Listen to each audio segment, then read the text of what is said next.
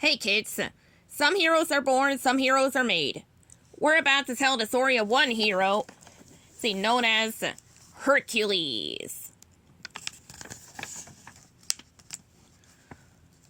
Long ago in ancient Greece, powerful gods battled against monstrous creatures called Titans.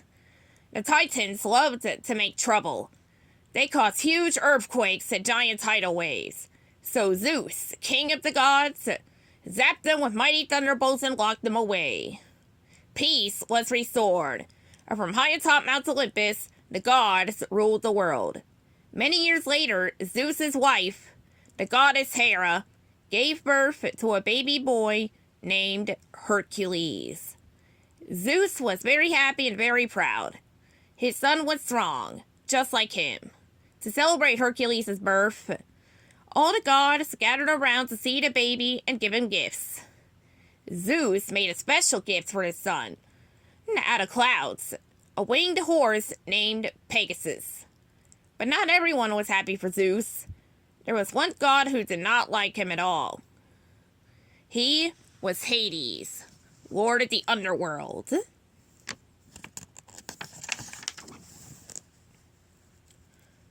Hades decided that he would take over Olympus and make Zeus his prisoner.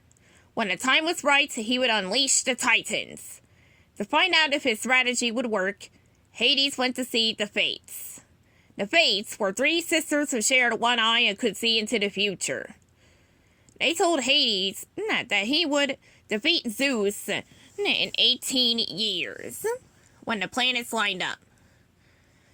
The once proud Zeus will finally fall, and you, Hades, will rule them all, the Fates chanted. There was just one catch. If Hercules fought against the Titans, Hades' plan would fail.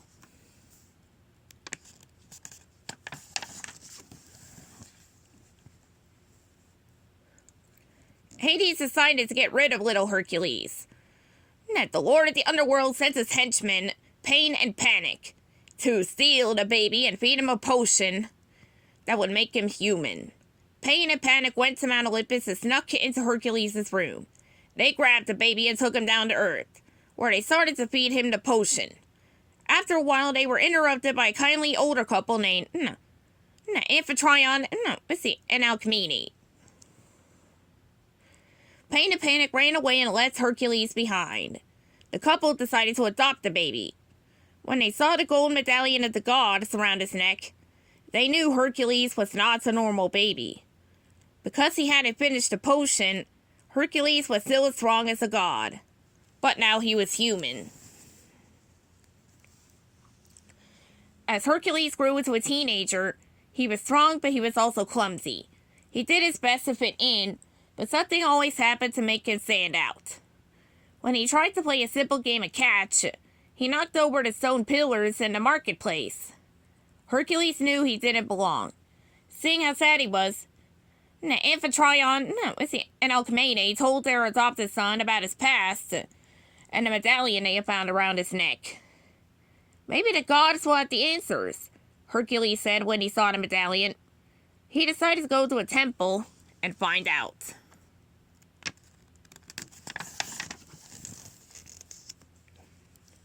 In the temple, Hercules called out to the statue of Zeus and demanded to know the truth.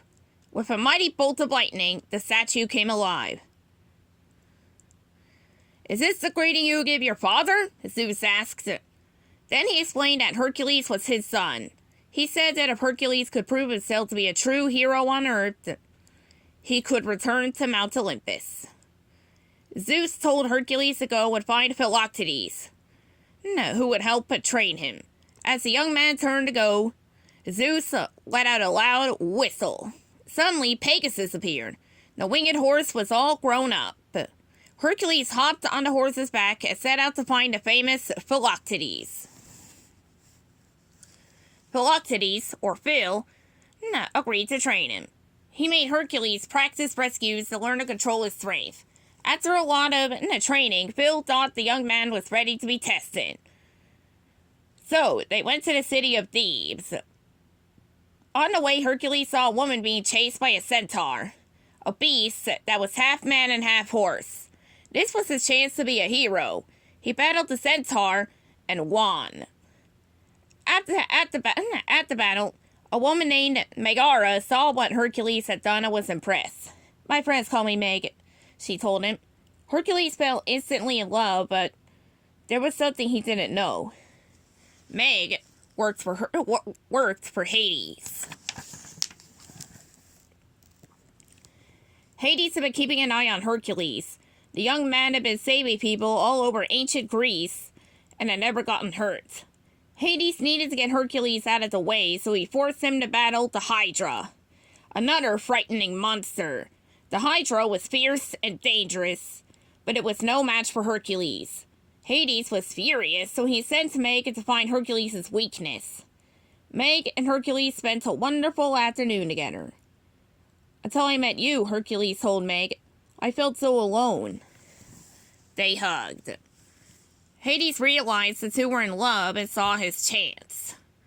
He went to Hercules and told him that unless he gave up his strength for 24 hours, Meg would get hurt. Now, Hercules didn't want anything to happen to Meg, so he agreed.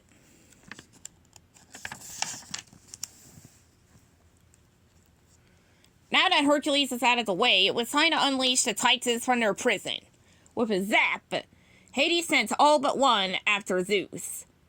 He saved the one-eyed Cyclops for Hercules. The Cyclops headed for Thebes to destroy Hercules and the city. Hercules was weak and could not fight the one-eyed beast. The Cyclops quickly bruised and battered the young man.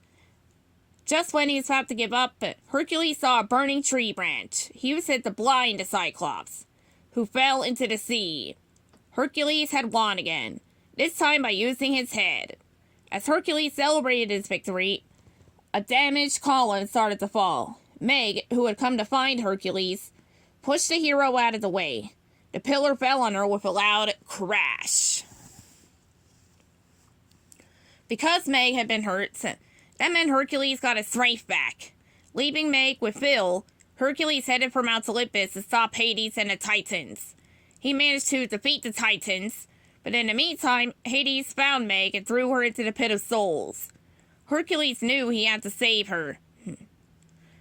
Hades watched gleefully as the hero dived into the Pit of Souls. No mortal had ever made it out alive. As Hercules swam after Meg, he began to grow older and weaker. Before long, he was near death. With his last bit of strength, Hercules rescued Meg.